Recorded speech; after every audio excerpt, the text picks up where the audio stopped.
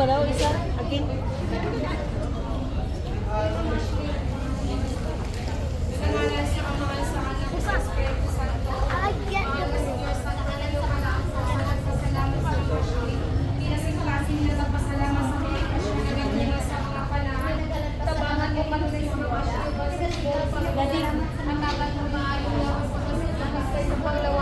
Hatagan mo sila presya kanunay, kalina pa,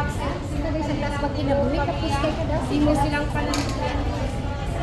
Hatagan mo silang taas kung sinabuhay. Ilikaya sila sa presya sa mga patanaw. Ay Primang Ashley, biyahan mo sila kanunay na masususpon. Ilayo sila sa mga tentasyon. Hatagan mo sila kalina pa, sa makasilang kanunay ang pulo sa gugma.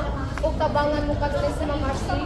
And more blessing to come. Good health, word of success sa aking family. Sa ngalan sama sa anak. Ito na.